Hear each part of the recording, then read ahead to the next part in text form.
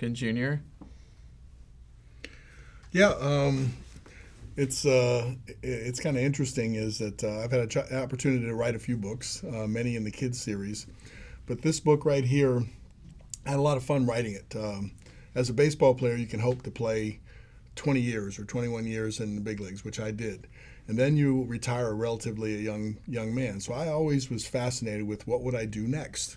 And so I started thinking about that while I was still playing. And so you kind of set up for a second career. Basically, there's two parts of what I do now. There's a philanthropic side, which we started a foundation in the name of my father, Cal Ripken Senior Foundation, which I spend a lot of time in. It's a national foundation. We help about 1.5 million kids a year. We've built almost 100 fields around the country. So it's a national foundation doing really good work. It takes up quite a bit of my time. Our board is about 35 people on our board right now. And the other part about that is Ripken Baseball. Ripken Baseball is the leading youth sports company. We have 3 complexes right now: Pigeon Forge, Tennessee, Myrtle Beach, South Carolina, Aberdeen, Maryland, and we're looking to expand in those. We have thousands of kids that come through our complex every day. So we've had a good deal of success in the business world after the playing career. So this is an opportunity to kind of share what I've learned from the baseball world, how I applied it in the business sense. And I think it's when you use sports vernacular, when you would describe things in a sporting analogy, many times you get your point across a little bit more. So I found myself speaking both in a little business sense, but a lot in the baseball sense. So it was a fun book to write. And the whole purpose of it is just to share your experiences. I don't believe that I can tell you that we've made a lot of mistakes and we've learned from those mistakes, and it's a journey and it's a process. I don't believe that there's one way to do anything. So this is an attempt to share the successes that we've had and some of the failures. And hopefully my goal is that if you read the book, someone will get an idea or they can relate to it, and maybe in some level it will help you in whatever aspect of life that you want to go in. But I had a great deal of time signing it, and another part of it about this is the promotion of it. You know, I've never done virtual signing, and so I'm kind of looking forward to seeing how this works out. But just as signing the autograph in baseball allowed me to have an icebreaker with those in the stands, this also allows me to have an icebreaker with people who love baseball or love the message that I was able to write in this book. So that's the reason I'm here. So I know we're going to answer a few questions. Yep. While I'm trying to sign at the same time. Yep. I don't know if I can multitask or not, but I'll give it a try. And for all the fans tuning in, signed copies are available at premiercollectibles.com/Cal. So Cal's going to be signing, and I'm going to answer, or I'm going to read some of your questions to him. The first question is from Holly from Boston, and her question is, what was your favorite ballpark to play in other than Camden Yards? Oh, wow. Am I signing on the title page here? Wherever you feel comfortable. Perfect. Could I sign on the cover? My favorite ballpark, let me see. So my home ballparks were Memorial Stadium, excuse me, and Camden Yards. So I roughly had half the time in both those ballparks. Fantastic experience in both. Camden Yards is a, excuse me again, might need a drink of water too. But Camden Yards was a wonderful experience because it was a brand new version of the older ballparks that felt like it had baseball that was played there. But I will tell you, my favorite ballpark there was two of them, Fenway Park and Yankee Stadium, and slightly for different reasons. Fenway Park had this museum sort of quality feel to it, and it was unique. It had the big green monster. The game played a little bit different when you were in that ballpark, and it had a history. The stadium goes back, just like Wrigley Field, where you thought that the players had played in this ballpark before. Now, Yankee Stadium probably was the most exciting place to play because the place rocked. And when you had an important series in September and you were trying to determine the pennant, I've been in there a couple of times in that scenario. And if you go in there, it's a kind of a hostile environment to play in. The fans are really good, knowledgeable fans, and they feel that they are impacting the game by being there, which enhances it for all of us. So there were times when the sixth inning happened and the Yankees were coming back. We might be having a one-run lead or a tie game, and you go out to listen to what the manager is telling the pitcher and the catcher at that time, and you couldn't hear that conversation because it was so loud. That was an exciting experience. And if you go in there and have success, one of the better feelings is leaving that ballpark when you're on the bus and everybody's waving at you and telling you that you're number one, and maybe not using the right finger. But there's this sense of pride that you have when you leave Yankee Stadium and you've gone in there and played really well. That's different than any other ballpark. That was a long answer. And there's the water. There's the water. Perfect. Your next question, Cal, is from David in St. Petersburg, Florida. He's asking, what was your greatest thrill in your career, your most proud accomplishment? My most proud accomplishment was being part of a World Series team. I caught the last out of the 1983 World Series, and I do realize that's quite a long time ago when you think about it. And it's the last time the Orioles won the World Series. But part of the dream as being a kid is to make it to the big leagues, but also win the World Series, and you be the hero of the World Series. I wasn't the hero of the World Series, but I caught the last out of the World Series, and there was a sense of satisfaction, fulfillment that came over you at that moment that no other moment on the field could live up to. There's another question from Jeff in Texarkana, Arkansas. Who is your favorite player, past or present?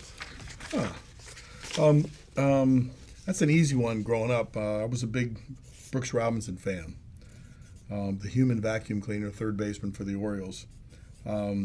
He was a really good player, and a really clutch player, exciting defensive player, but he was a really good guy. And I think, like many kids at that time growing up in and around Baltimore, I think parents pointed Brooks Robinson out for a lot of reasons. They pointed him out because he was a good player, but they also pointed him out because he was a good guy.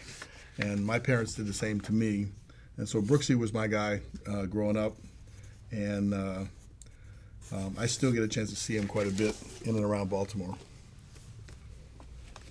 Steve from Torrance, California is asking a slightly different question. What do you suggest to make baseball more popular, especially in the inner city where kids just don't play baseball as much anymore? I think Major League Baseball is trying to figure that out right now. We've been part of a group that we're trying to share the fun of the game and the beauty of the game. And some of that is educating the younger folks on what happens playing baseball, because baseball can be a slow-moving game. It's pitcher-dominated, and you can picture a 10-year-old kid standing out in right field, not getting any action, and digging his cleats into the ground, which happens at our complexes quite a bit.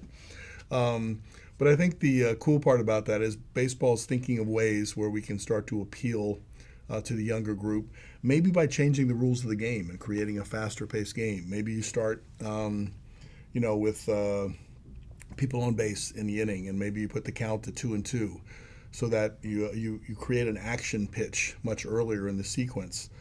And by doing that, you get participation from all of your players on your team, because if you don't get a hit in baseball and you're struggling hitting, then you don't get to understand the joy of running the bases. And if you don't get a chance to get any balls in the infield or the outfield, you don't really understand the defensive part of the game. Many times the catcher and the pitcher have a good time. They go back and forth, and maybe the shortstop, which all of us in the big league seem to have played in some level. But I like, and we're doing this in our camps and in our tournaments, we're thinking about how can we present the game in a faster paced way? Can we create a game that might be an hour long, but it's jam-packed? So we're thinking about all those things. But the beauty of the game is in the fact that it's a thinking man's game, and it's a situational game. And if you educate, and if you start to love the the parts of the game, hitting and pitching and those sorts of things, and then you allow yourself to open up to the rest of the game, then it becomes really more interesting, and it doesn't seem like it was so slow anymore.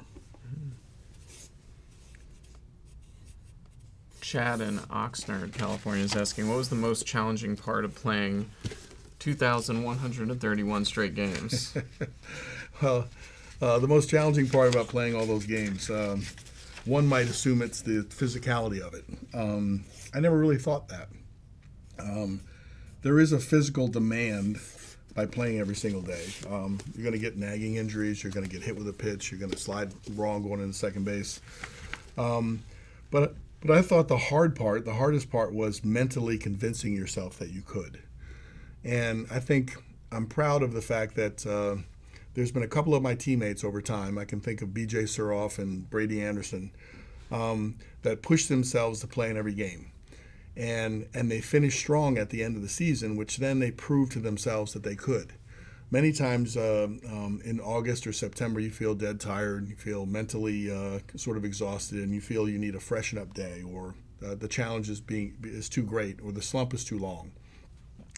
But I think once you prove to yourself that you can do it once, then you have the ability to start the next season with the mindset that if I am struggling in August or September, it's not because I'm tired. It's because it's just a slump. And so the hardest part, I think, is the mental part, is that you could play a game, which happened many times, and you last 15 or 16 innings, and then you have to turn around really quickly and have a day game, maybe in Boston, and Roger Clemens is on the mound, and you're 0 for 17. It would be really easy to say, let me sit this one out and fresh myself and avoid myself further frustration. But if you force yourself to play and you get yourself through, I've surprised myself. I got a key hit in the game. You drove in a run against Roger. You end up beating Roger Clemens in Boston, which at sometimes it seemed to be almost an insurmountable challenge. But you do that, and then once that happens, you help convince yourself that you then can contribute, no matter how you feel. So mentally, convincing yourself that you can play 162, I think, is the hardest. Mm. Tying into that, Gerald in Lockport, New York, is asking, what was it like leading up to that game where you became the Ironman? I honestly never thought about breaking Lou Gehrig's record or how the streak. A lot of people think I was obsessed with the streak and that I was doing it for the sake of the streak. But the main reason that I played and the streak happened was it was an approach. It was what Earl Weaver and my dad expected of an everyday player, is that you would come to the ballpark ready to play. Now the manager makes the choice whether you play or not. And those managers in the early days chose me all the time. And I performed and I executed. And so my streak, and I had an inning streak at one point, added up really quickly. So 1,000 games went by pretty fast. And I didn't know that that was going to be part of my identity. I was proud of the fact that an everyday player's definition was to play every day. And I was physically able to do it and emotionally able to do it. So I wasn't obsessed with it. And so when it got down to the celebration of the record, it became something that, because of the strike, I think the year before, the cancellation of the World Series in '94, I think a lot of people were looking for something good to happen in baseball, something to hold on to. And they looked at the streak, going all the way back to the days of Lou Gehrig. They saw that as a good thing. And so leading up to the record-breaking time was the only time I felt any pressure. Because I figured you play the game hard, and whatever happens, happens. And so I got all the way to that point, and then all of a sudden I said, I might let some people down if I can't make it to the finish line. So I started to feel a weird pressure, probably that last week before it actually happened. But that pressure was relieved on the game-tying night, 21-30. I was able to play well, and it was important for us to play well, and our team won. And then going to bed that night, I knew it was inevitable that I was going to be able to play tomorrow. And then it kind of erased the pressure, and it allowed me to relax a little bit more and enjoy it. That's great. Peggy from Virginia is asking, do you still play baseball with friends and family? Just for fun? Or I don't play. Every once in a while, at a corporate event or two, I'll pick up a glove and pitch softball, just so the people hitting I can put it right there in their sweet spot pretty well, and I can give them some success. So it's kind of fun to put a glove on that way. My son's in the minor leagues with the Orioles, and he's at Frederick right now. And so I still throw batting practice. I still work with him at hitting when he needs me to. It's getting a little harder now since I haven't kept myself in the same sort of baseball shape, but I can still throw an hour's worth of BP when you want me to. Terry from Illinois is asking what's the best investment you made outside of baseball and what made you invest? I'd like to say I like an investment where you have some control over it. And so investing in your own self or investing in businesses that you can run and can impact, I think is a more conservative way to invest. But investing in Ripken baseball, investing in some minor league teams has been a fun learning business prospect. But I think in general, I think the most proud I am is investing in starting up what is now Ripken baseball. And the success that we've had, I think one of the lessons I learned early on was I think I had a little bit too philanthropic of a view on business. And so it was trying to give, but at the same time, you got to realize that the business has to wash its own face and it has to do well in order for it to live and to produce. So I learned that lesson pretty well, but I'm very proud of that investment. That's great. Fred from Winston-Salem, North Carolina, is asking, what made you decide to write the book?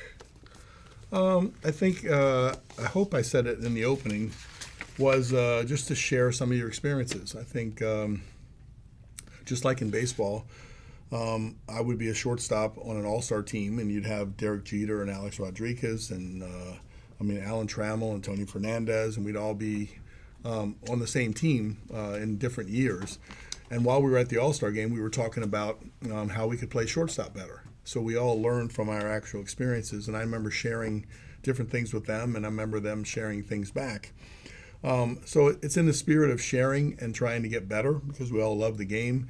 And yes, we are competing with them, but at that moment, you're still competing when you play them on the field, and you're not giving them something that can beat you. You're bettering the game, and you're bettering how to play shortstop. So there's a wisdom that I thought we always would share. And many times, through going through the country and speaking, when you're trying to communicate a business message, many times you use a baseball or sports analogy, which people really understand really easy. So now that I've had enough experience in the business side, I can't say that I speak great business language, or I know that my skill and my training and all that has been understanding the game of baseball, and that's really what I feel most comfortable with. But I've had enough experience and enough success in business where I can start to go back and forth. And so I just wanted the opportunity to share that and have, and maybe it's my own comprehension in reading, is that I was a little bit of a slow reader and I had to reread things from time to time. So communicating, in the written word, and then actually using examples from your life or from your pro baseball life, maybe is able to share that message a little more clearly. Yeah, one of the things I like in the book is that you're able to relate these things that come up in business all the time with actual in-game experiences and things leading up to the games. Deborah's asking from West Virginia, what made you not want to miss a game? I think we already kind of covered that. But well, I will tell a story on top of that, is that when I got called to the big leagues in '81, I was having a fantastic year in AAA. The strike just ended. They expanded the rosters by 2. And when I came up, I got a chance to play a little bit, but basically the same team that was there to start the season was playing. And in the whole month of September, I didn't play. And so I sat there and I was so miserable on the bench thinking, God, if I ever get a chance to get out there, I'm not coming out. Now, it sounds kind of funny, but that was my sense and that was my feeling. And you throw on top of that, my dad said, if you take a day off and somebody plays in your place, what happens if they get 3 hits? Then guess who plays tomorrow?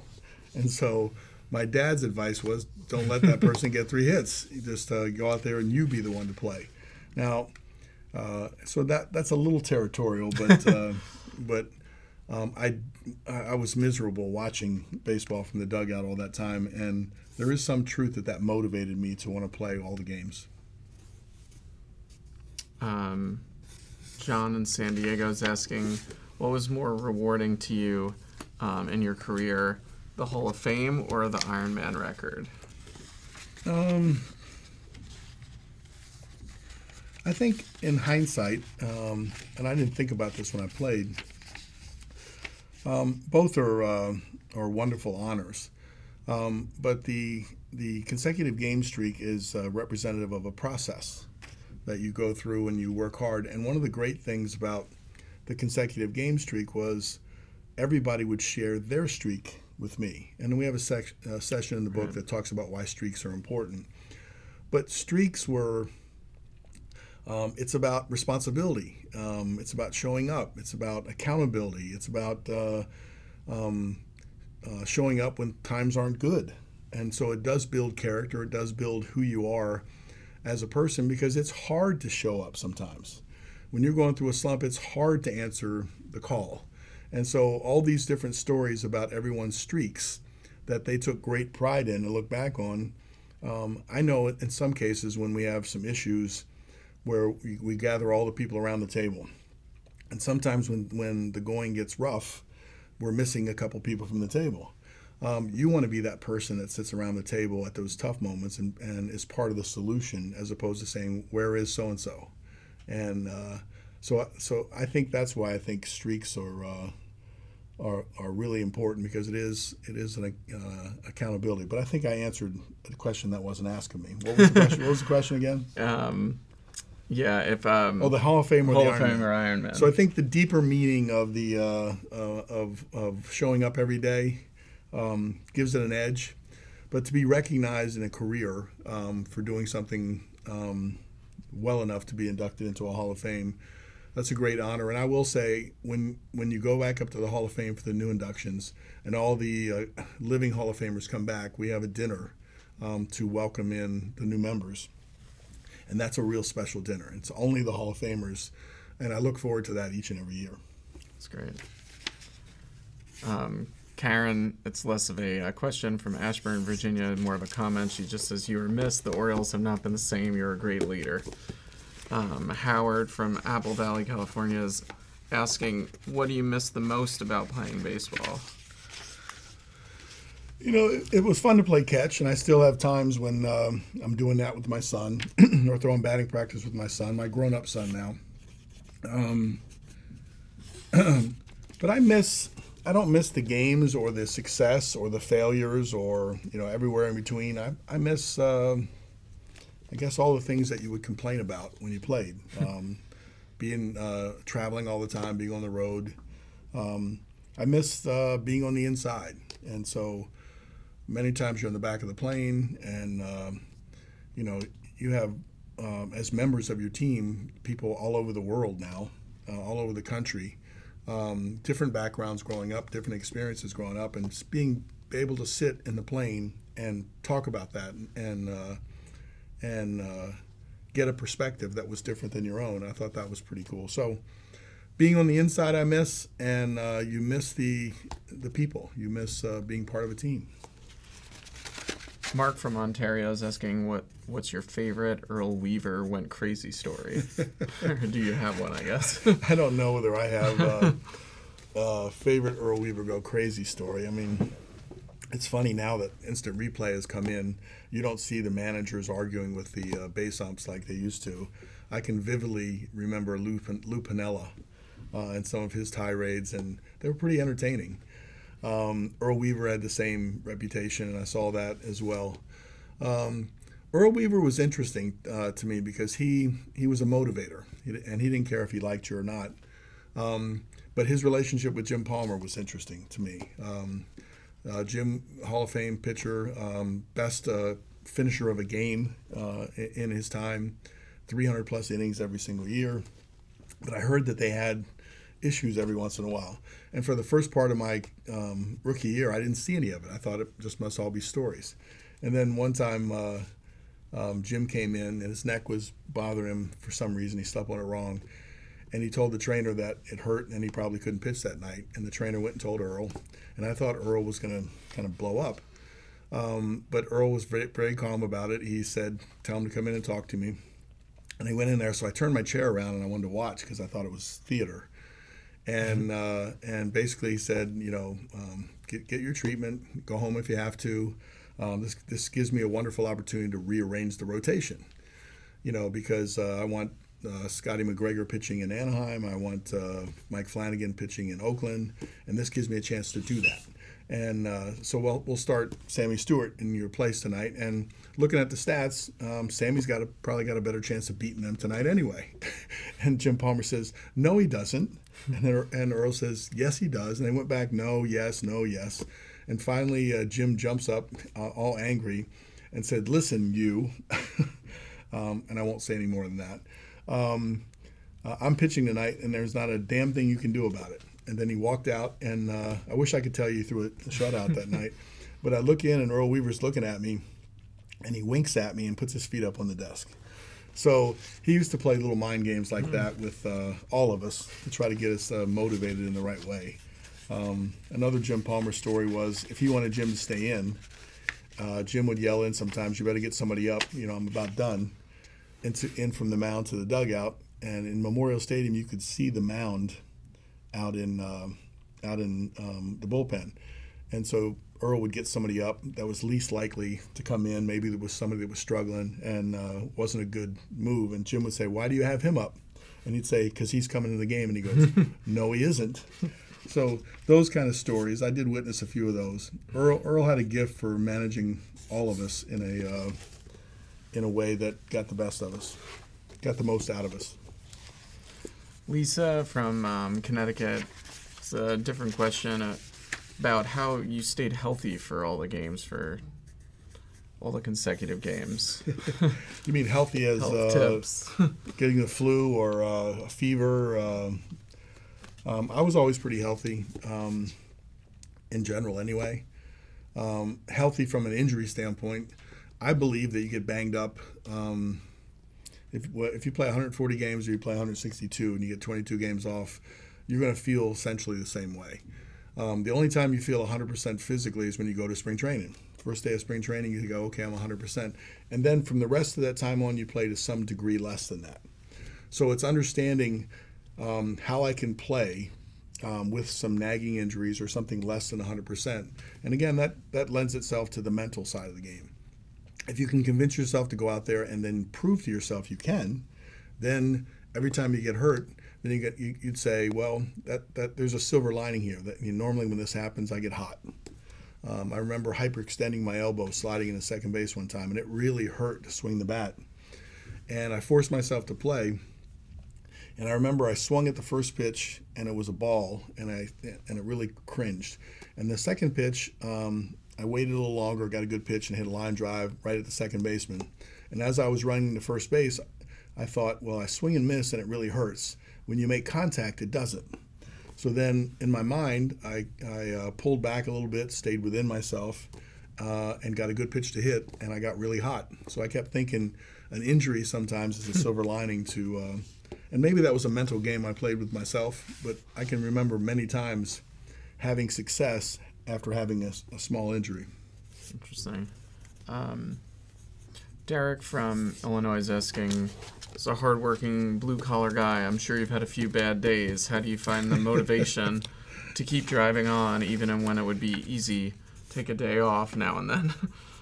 Well, you do have more than a few bad days when you're in the big leagues. You're facing the best talent in the world, and your success rate as a hitter, if you're really good that year, is 300, or 3 successes out of 10. So I never thought that the answer from a slump was taking a day off. I always thought the answer was on the field. So when you play on the field, in games that were blowout games that we were getting beat, I don't know, 10-3 or 10-2, some people would say, let me take a couple innings off.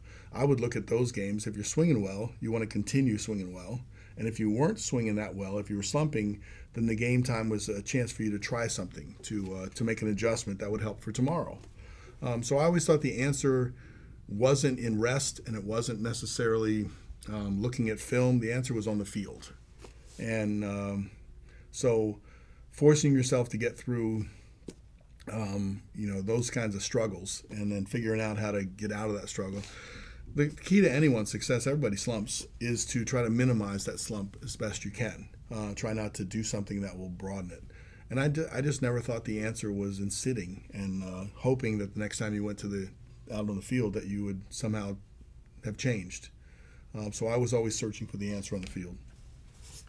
Lester had sort of the same question from California. Shout out to Lester. Anne from Fort Lauderdale, Florida, asked, where was your favorite spring training venue? My favorite spring training venue? I thought Vero Beach was a special place. We trained out of Miami in the first part of my career, and we had to make a pretty decent trip up to go to Vero Beach. So you were some players, if they had the ability to skip Vero Beach, would, but I never did. I always thought the fans were interactive. You had to walk through the fans. One thing I didn't like, which I think the fans liked, was we didn't really have any dugouts. So you were out in the middle of the sun.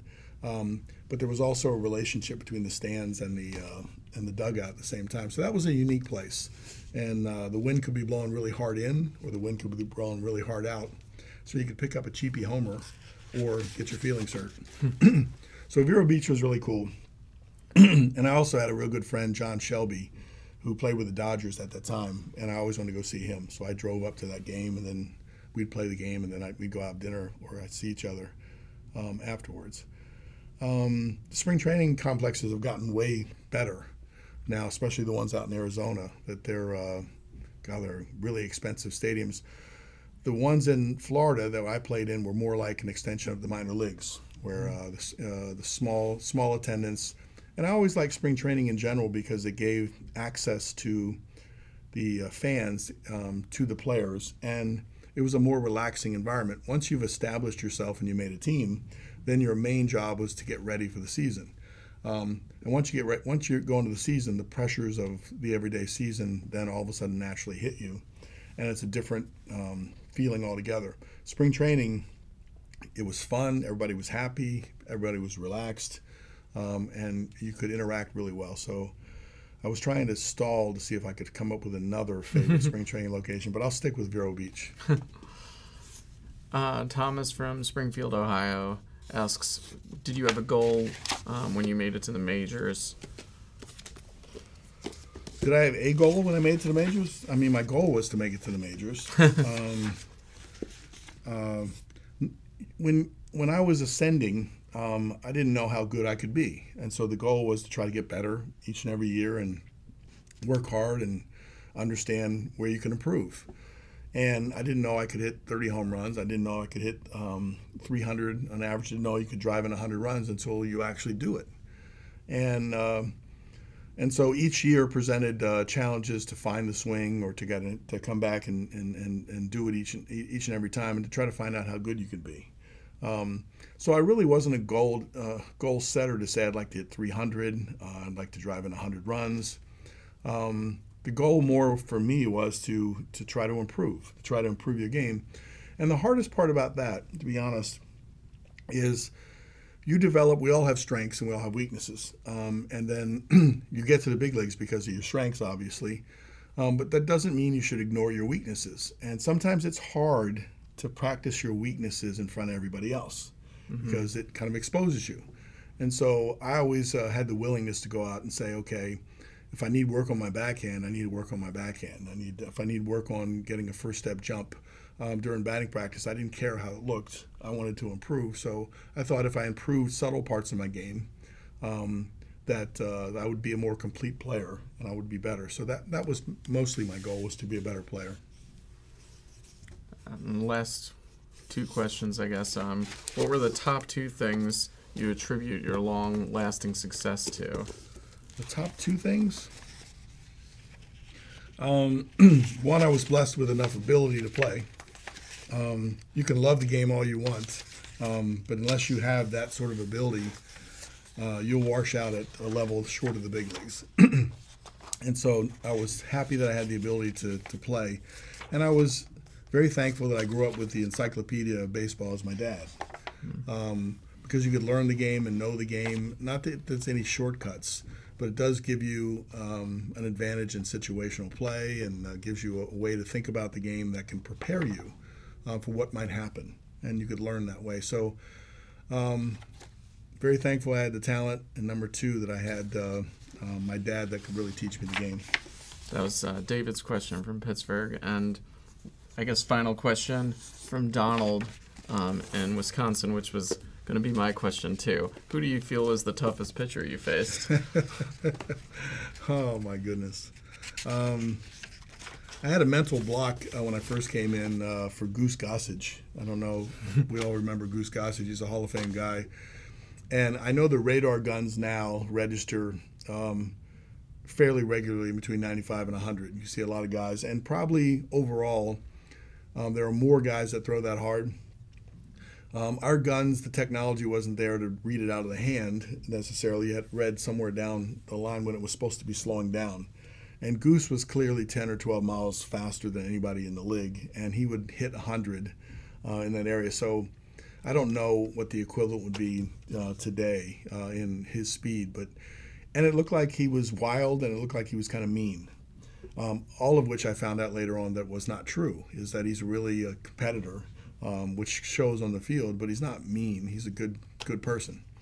And but if you add up all those things, there's an intimidation that comes over you. And I kept thinking, I got to be ready in case the ball comes at me. You know, I saw him hit Ron Say in the head by accident in the World Series before I faced him, and I couldn't get that vision out of my mind. So that was a mental block for him.